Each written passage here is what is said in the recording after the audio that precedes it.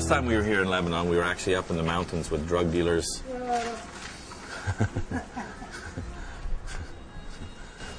Now, the last time we were here in Lebanon, we were actually up with drug dealers who work for the Hezbollah.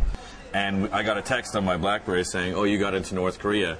Now, we've been trying for 2 years, ever since we started VBS, to get into North Korea, and against all odds, we got in. What we saw there blew our f***ing minds.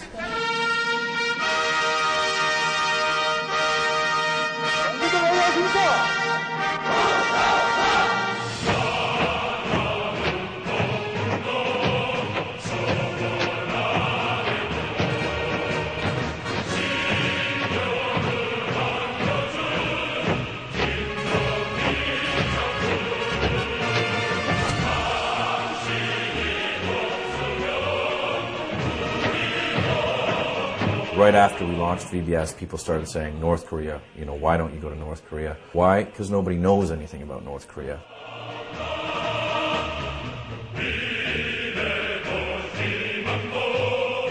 You're not allowed to bring anything into North Korea. You can't bring a cell phone, computer, any printed material, any music.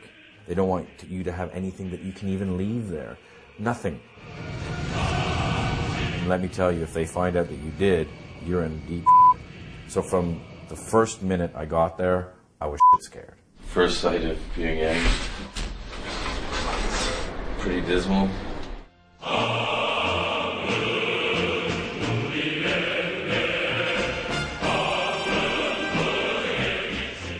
We're in a hotel that's about 47 stories tall. Nobody's in it. I think there's only one floor with any people on it. Right after we get there, we were taken for our first meal. And it's kind of a sign of the very weird things to come. Where is everyone? Huh? It's not very busy here. Some. And you're just sitting there by yourself going, okay, I've come to crazy land. The first thing you realize in North Korea is you're not a tourist. You're on a tour. You're shown what you're shown. You're escorted the whole time. You're never allowed on your own. You have a guard, a guide, and secret police. So every day around 6:30 in the morning, our guides and our guards would come to pick us up. They disguised the ship as a civil marine research ship, and they intruded into our territory waters in 1968, but captured by our Navy. They force you to sit there and watch this sort of indoctrination video about how the American imperialists are terrible and really incredibly anti-American.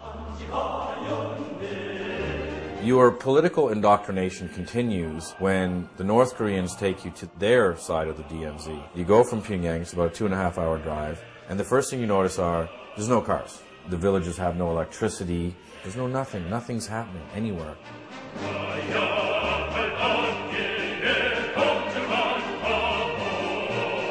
All they want to do is tell you about how bad the Americans are. This is where we defeated the American, imperialist aggressors, and that's what everything's designed to do. We got in trouble for shooting. They said we might get charged for a criminal offense, so I'm trying to do this as quietly as possible.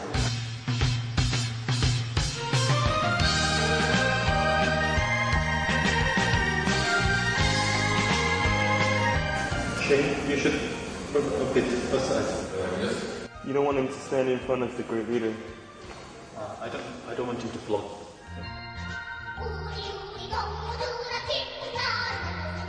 We're going to an art performance now of the kids, and then we give the flower after the performance. These kids are just press ganged to provide shows for like the 2 tourists are there at any given time. And this times 1 billion is what we were about to see with Ariane Games, the famous mass gymnastics.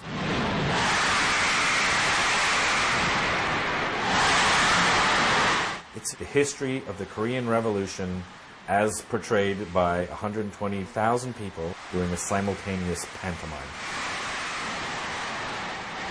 You're sitting on a dais reserved for Kim Jong-il, and you see the most insane thing you've ever seen in your life.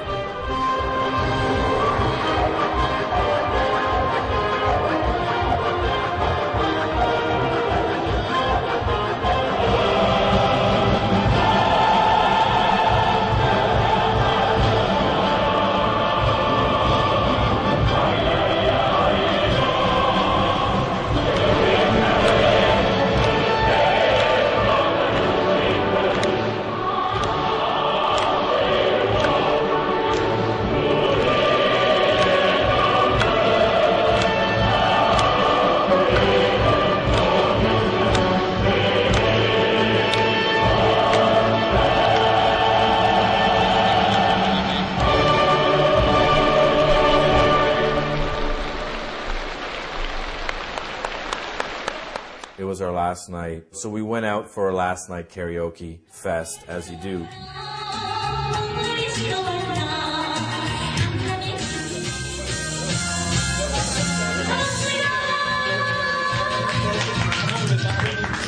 This is a time machine. This is 1930s Russia or 1950s Soviet Union, and they've threatened America with nukes and Japan with nukes. I'm like, how can they have nukes? It's like turn of the century industrial Britain. How do they have nukes?